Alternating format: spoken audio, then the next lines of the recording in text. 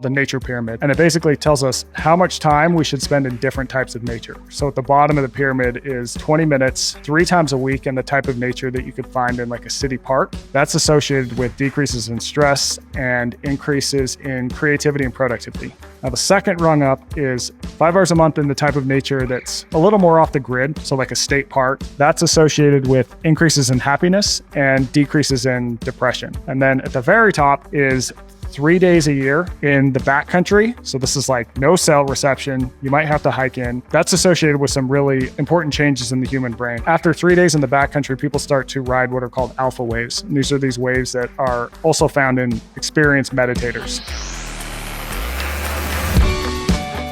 Hey everyone, before diving into the episode, I want to take a moment to invite you into our mindbodygreen ecosystem, where you can explore the infinite possibilities of health and well-being. All you have to do is click the subscribe button to hear more thought-provoking interviews with leaders in the health space. I am so grateful for all of you who have tuned in over the years, and let me tell you, it's only going to get better. So why do we struggle so much with moderation? Yeah, that's the big question. Here's how I'll answer it. Moderation never made sense for the vast history of humanity. Right? So for all of time, humans were evolving in these landscapes where everything we needed to survive, from food to stuff to information to status, it was all scarce. It was all hard to find. And so if you were the type of person who craved those things, and when you got the opportunity to overdo them, to not moderate at all, that would give you a survival advantage. Those people survived, they passed their genes on, and we still have those genes, except the big difference now is that we live in a world where all these things we're built to crave are abundant. They're easily accessible, they're cheap, they're easily consumable, they're manufactured, and it's just basically a mismatch between our genes and our environment, really. So walk us through those buckets, if you will. I'm guessing that processed foods is, well, I know I'm not guessing, is one of them. What else is on that list? Yeah, food is a really big and obvious one. You know, for most of the time, food was scarce. The food we were eating was this single ingredient, boring stuff that we would hunt and gather.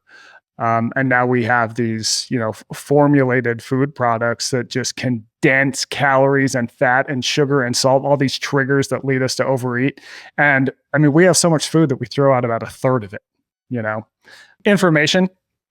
So one of the wild stats I found when I was reporting this book, The Scarcity Brain, is the average person today sees more information in one day than a person 700 years ago would have seen in their entire life.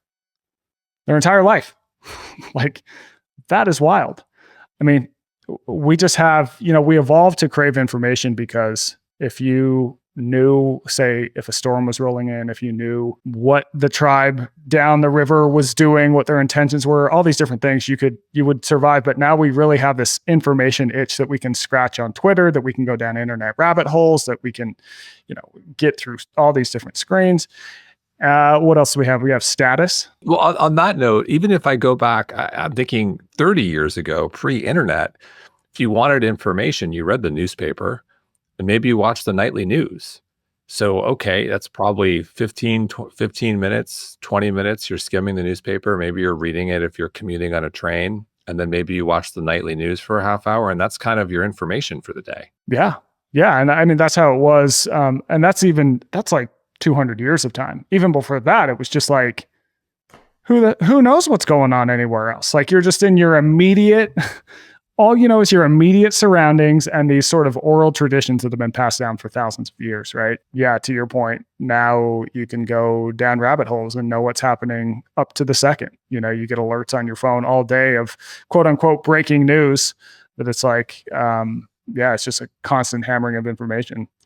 So status is a good one too. Most researchers think that humans evolved in these small groups of people that were no more than 150 people. And so you kind of knew your place in the tribe. You knew what people's intentions were. You kind of knew who was the high status person and who wasn't. You could only interact with so many people. And, the world of social media has really put status at scale, and it quantifies it in terms of likes and follower counts. And you can interact with all these different people all the time. What else do we have? What did I mention? Well, can we double click on status for a second? Is there or was there a benefit to having higher status? Oh, totally. And there still is. So generally, people who had higher status would get more food, for example. They wouldn't have to do sort of menial work that burned calories. They had greater access to mates.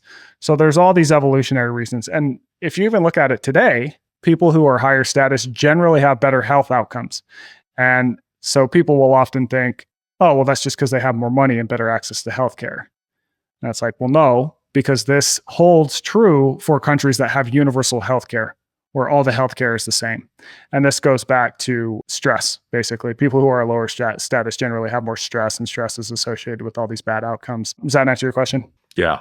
Okay. Stuff is, I mean, having more possessions in the past would have given you a survival advantage if you think of tools, right? And now, I mean, just think of Amazon Prime. It's like, to your point about the newspaper 30 years ago, like the newspaper, if you wanted to buy something, you would have had to get in your car, or in your case, you were living in the city, so you'd have to take the train, go down to the store, walk the aisles, look for the right item, buy it, get it home. Like, there's a barrier to entry. And now it's just, well, I think I might need a thing. Amazon Prime, bam, it's to your house. And I mean, sometimes less than 24 hours. They have so much share of our wallet in our household, in terms of, we love Whole Foods and we don't have a lot of time. My wife and I work a lot. We've got 2 little kids. It's Amazon Prime, boom, get everything. So in that way, it's fantastic. But I hear you. We have something that we think about with our children is sometimes if something's not delivered immediately, they're like upset, they're confused, and we're like, whoa, whoa, whoa. This isn't how the world used to work. Yeah, totally. So if you look at a lot of the research from like the 1700s, like the average person, for example, had about 3 outfits. The average person today has about 130 outfits. And our homes contain anywhere from 10,000 to 50,000 items on average.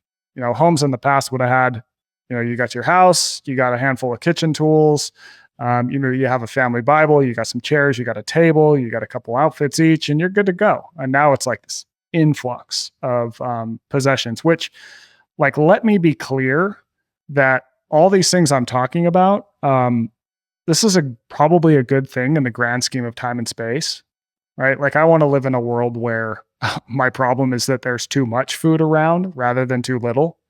I'd rather have the ability to have more items that help me live better rather than just like not be able to get enough of them.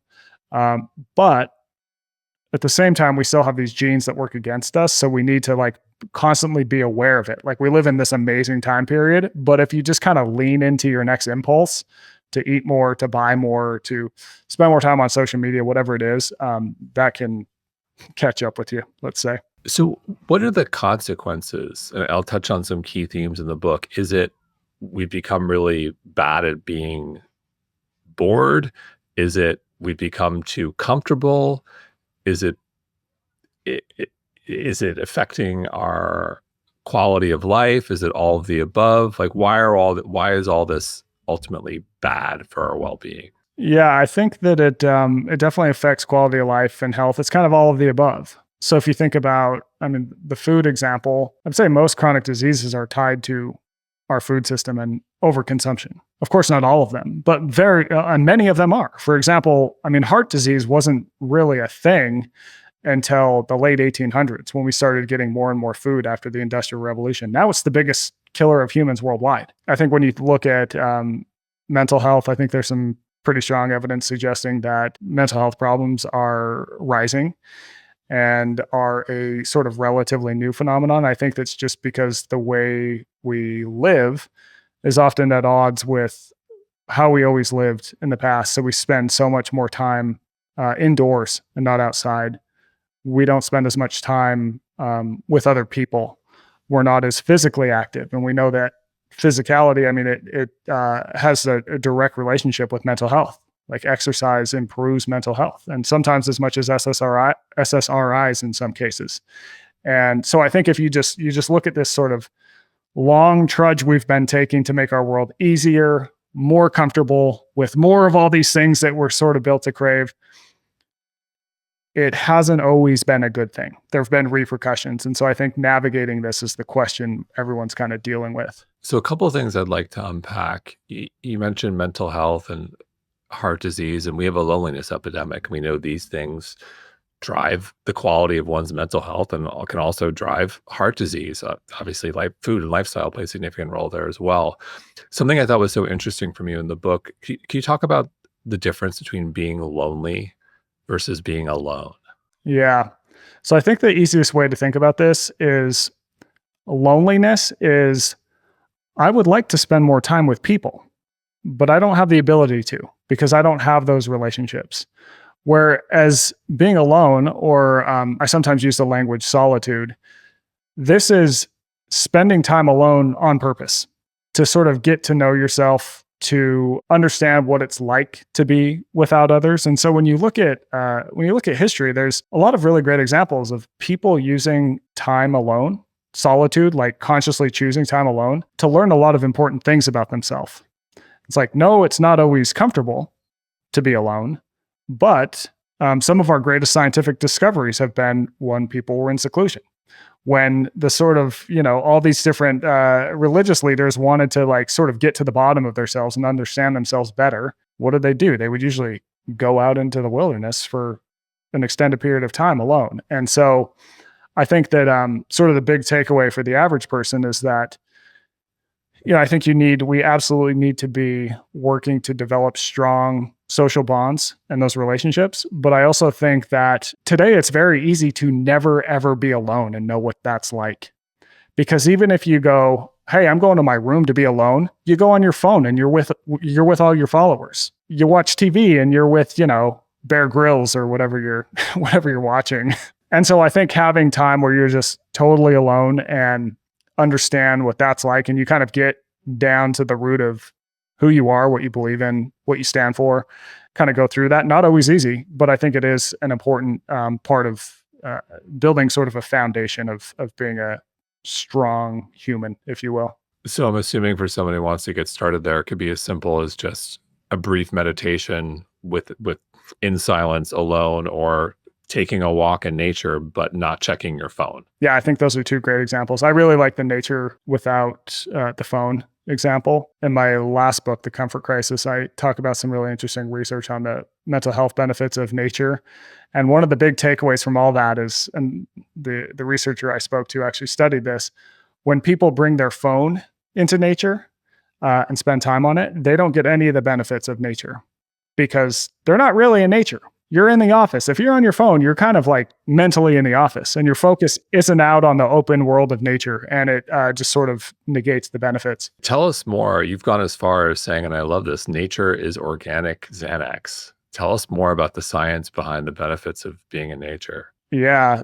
Well, I started thinking about this because in the Comfort Crisis, I spent more than a month in the Arctic on this in the backcountry. And, it's a pretty extreme and dangerous place. And people are like, oh, you must have been, stressed out the entire time. You must have been freaking out. It's like, well, yeah, sometimes there was some, harrowing moments, like when you see a grizzly bear or like you have to like cross a mountain pass or whatever. But the reality is I was more calm, collected, less stressed than I'd ever been. I'm just like, oh man, the world is just beautiful and I love everyone in it, right? Like, and so I want to know why that is. So when I get home, I end up traveling to Boston and I meet with this lady whose name is Rachel Hopman. And she basically studies the human brain on nature. And she's got this idea called the nature pyramid. And there's other groups of scientists who are working on this. And it basically tells us how much time we should spend in different types of nature. So you can kind of think of it like the food pyramid, where it says like eat this many grains and this many servings of meat or whatever, but with nature. So at the bottom of the pyramid is 20 minutes 3 times a week in the type of nature that you could find in like a city park.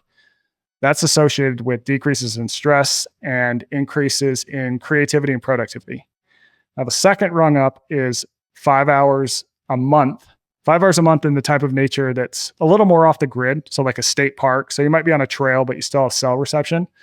That's associated with increases in happiness and decreases in depression. And then at the very top is 3 days a year in the backcountry. So this is like no cell reception. You might have to hike in. That's associated with some really important changes in the human brain. So this lady has actually brought sort of brain scanning devices out there, and she finds that after 3 days in the backcountry, people start to ride what are called alpha waves. And these are these waves that are also found in experienced meditators. So they're associated with calm, with feelings of collectedness, connectedness, all these good qualities we want people to have. And when people leave the wild and go back home, these feelings and benefits, they don't necessarily wash off. So they tend to stick around for a while. So now there's follow-up research where groups are looking to see if extended time in nature could be a good treatment for PTSD in vets and other groups. Why do you think this works so well, if you had to guess? I mean, there's a lot of theories. I'll say that sort of 30,000. So I'll tell you what I think the 30,000 foot view is, and then I'll tell you some of the things this researcher told me. 30,000 foot view is that humans evolved in nature.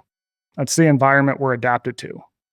You know, we were outdoorsy in the sense that we were camping every single freaking day of our lives, right? If you want to kind of get into the details, one reason might be that in nature, you are in fractals, is what you're saying. So nature is made up of these things called fractals. These are repeating patterns of the universe, sort of. So if you think about like a little river to a medium river to a big river, right? Or if you think about like the construction of a snowflake or a tree or things like that, we don't have fractals in the built environment.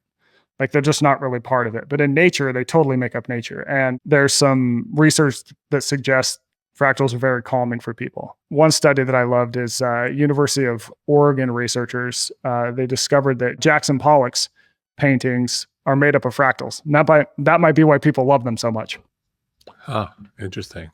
Also, the sounds of nature are different. Also, when you're in nature, you're usually walking around, which is good, right? There's just all these different reasons, I think. So on the flip side, there are cities. Not so good for our health and well-being. Yeah, not so good. Yeah, no fractals. The scents are not good. It's not nice piney scents. It's, garbage. Sounds much louder.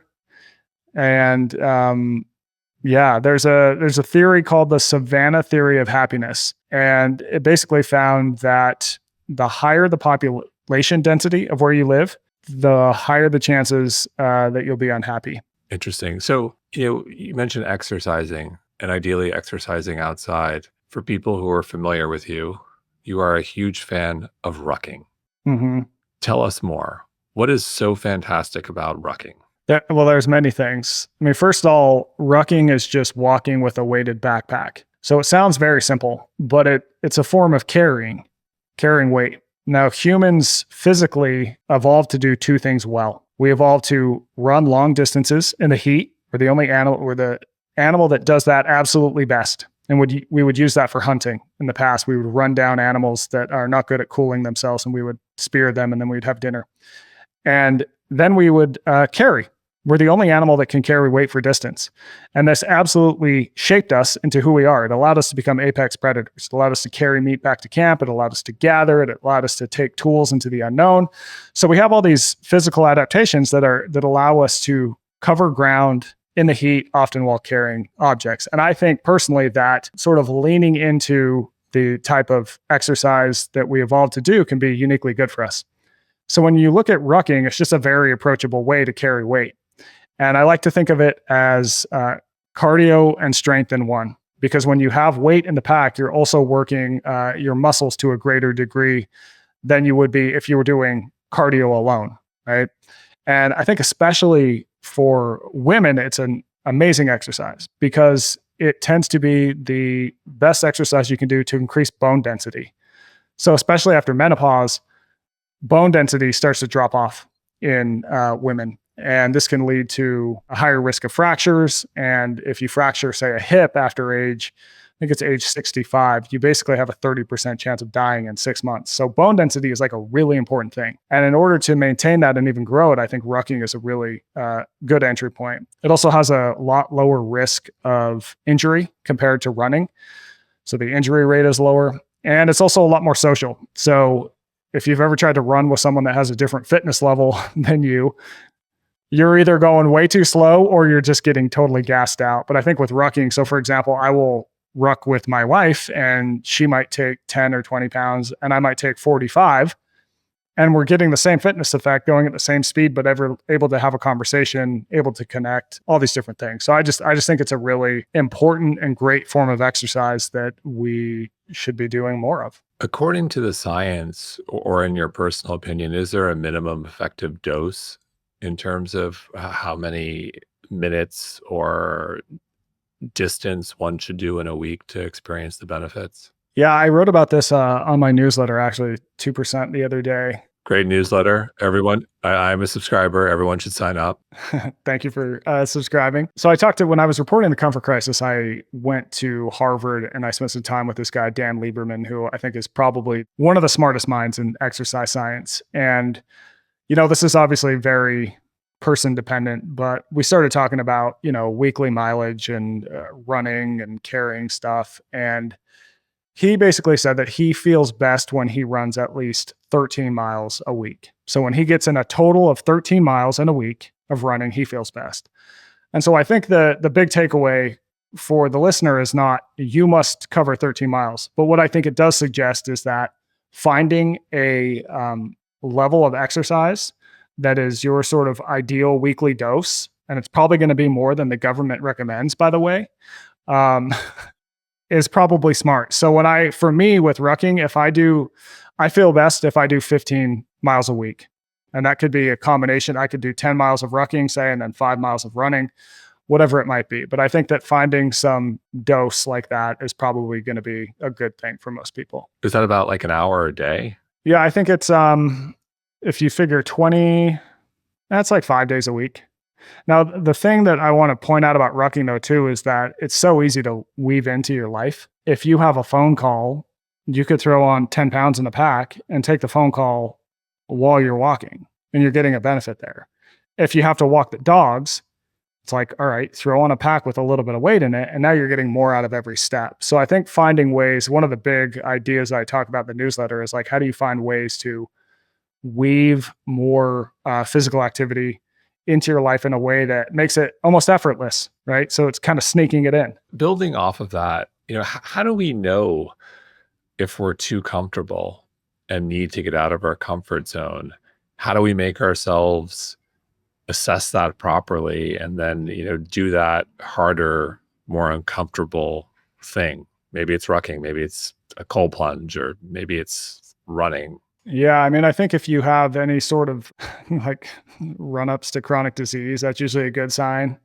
And I think for some people, it's like all of a sudden they have a moment where they're like, oh, I need to change something in my life. And that sort of does it. But I think really it's just sort of about, as humans, we kind of live in this like small space. We're kind of wired to do the next most comfortable thing, even when that doesn't serve us over the long haul. And so I think really the answer to living well today is being willing to do the slightly harder thing that's going to get you a long-term benefit, right? The story of improvement today is being willing to sort of embrace short-term discomfort to get a long-term benefit. And so I think just experimenting with that and realizing that as you do more things that challenge you, they're going to get slightly easier, but then you have an opportunity to push it even more, And then eventually you look back and people make these massive changes, and it's almost like they didn't even know it was happening. From a neurological perspective, why are we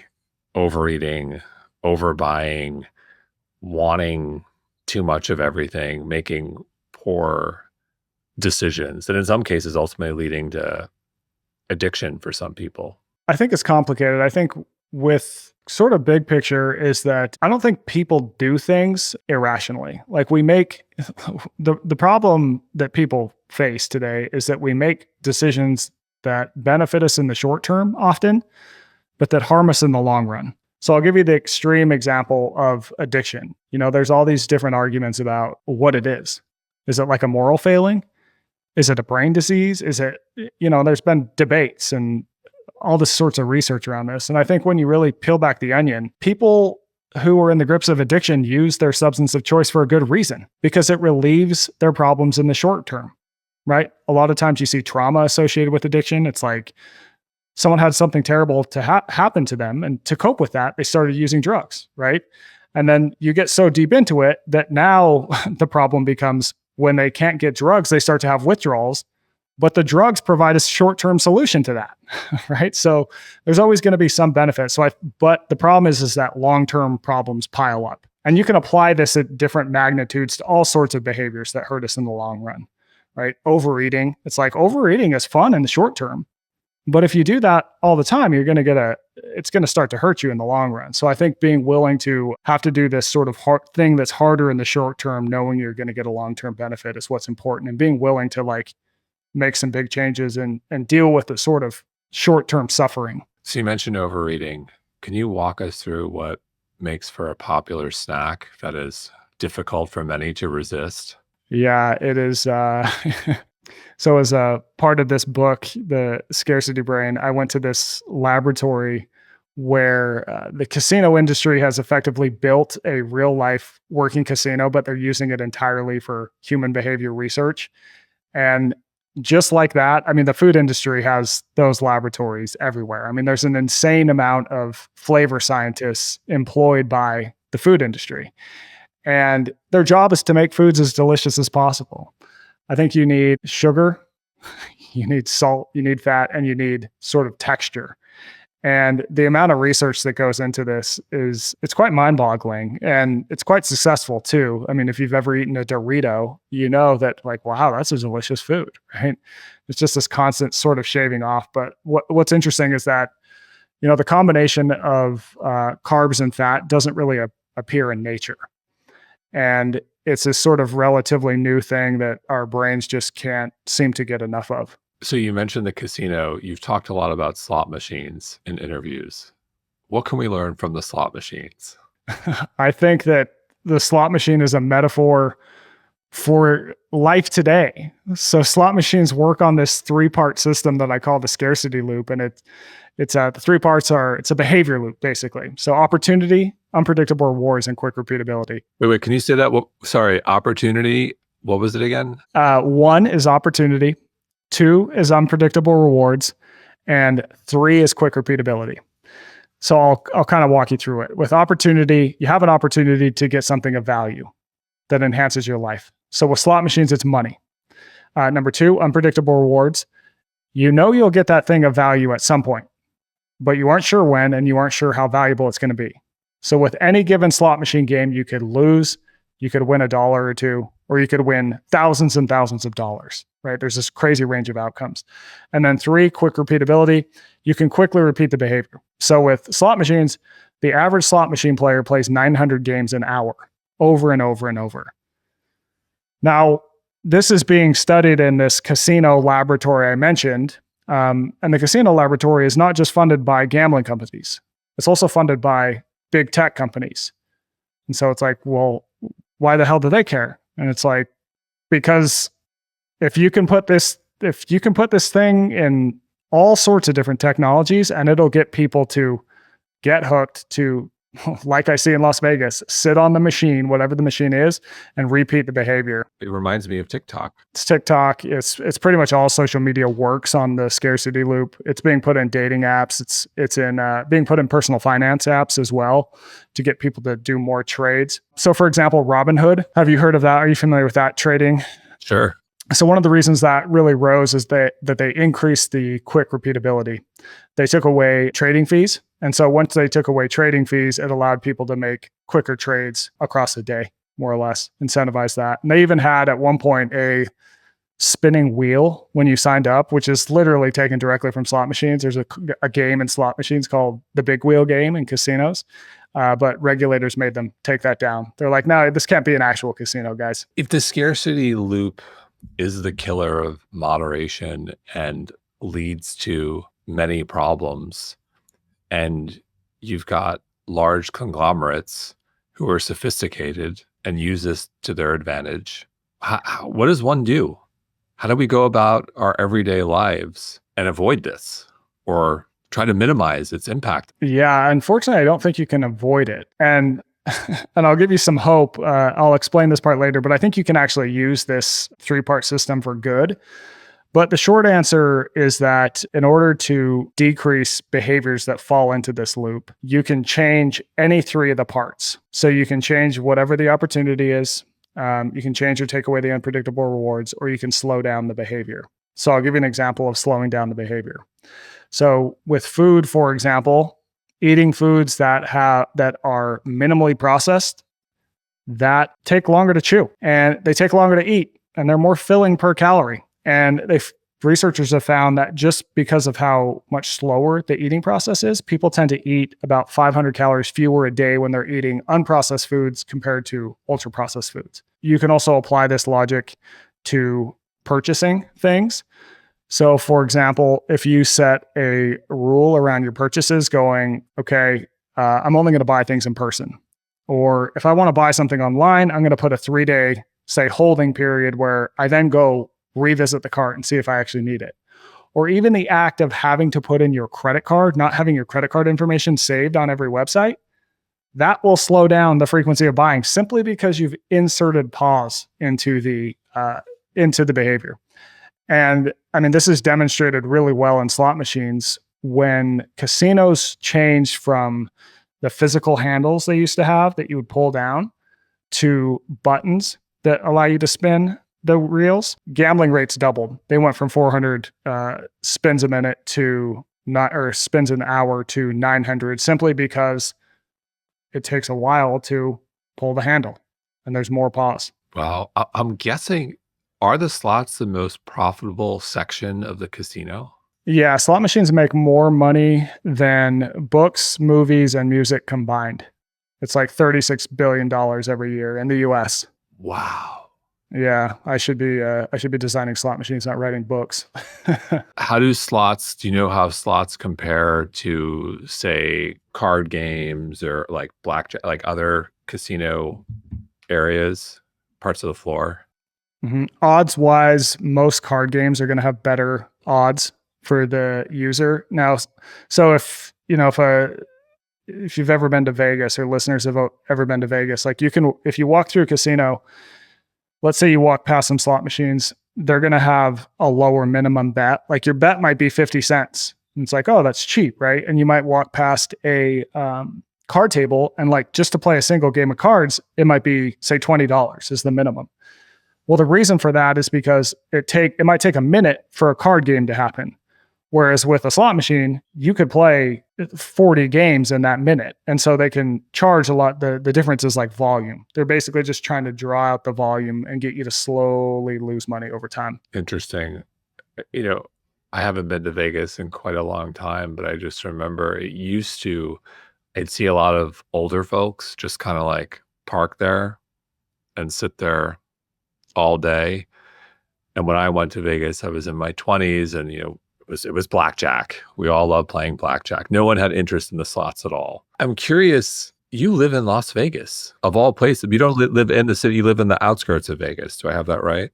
Yeah, we live kind of on the edge of the desert. But yeah, I mean, we're 20 minutes from the Strip. So tell me more. I'm curious, like, knowing so much about Las Vegas and how they manipulate. I'm curious, like, why, like living in that area. It is beautiful. I think a lot of people think of Vegas and just the Strip and that's it. But like, Vegas is also beautiful. The outskirts are gorgeous. Tell us more about you living in Las Vegas, because we haven't had a lot of people on the show who live in the greater Las Vegas area. Yeah, I mean, I honestly, I really love it. The town. I'm a very outdoorsy person. We're right by Red Rock Canyon. So I have access to, I mean, just miles and miles of trails, a 2-minute walk from my doorstep. And it's also, beyond being a great outdoor town, it's also like one of the best food towns in the country. And people don't realize that. David Chang was just on a podcast and he said that Vegas is the best food town in America right now. And it's because you've got all your famous, whatever big name chefs on the Strip, but the food surrounding it, Vegas it routinely gets named one of the most diverse cities in the country too. So there's just so many different types of food. The casino things, I really see casinos as like these big human behavior laboratories, really. And I'm a person who I just like to observe people, and I like to think a lot about human behavior and what makes people tick and make the decisions they do. And that is literally what casinos do all day as well. And they've just perfected the art. And it's so fascinating to live in a town where you have more than 40 million people come in every single year. They're from all different demographics. You have billionaires who fly in on their private jets. You have people who come with $100 in their pocket and haven't even booked a hotel room yet. And they're all there for the same goal. They're there to have a good time, to hopefully win some money, to leave town with like an intense, fun experience. On that note, makes me think of expectations. How do you think about expectations and the role they play in our happiness? Well, yeah, there's some research that I point out in the book that basically shows if you think you're going to get a thing and you get it, it's nice. If you get better than what you expected, oh my God, that's amazing. That is even better. But if you get less than what you expected, that is bad. That doesn't make people happy, even if it was still a good thing. So let's say it's $1 million. And it's like, okay, I think I'm going to get $1 million.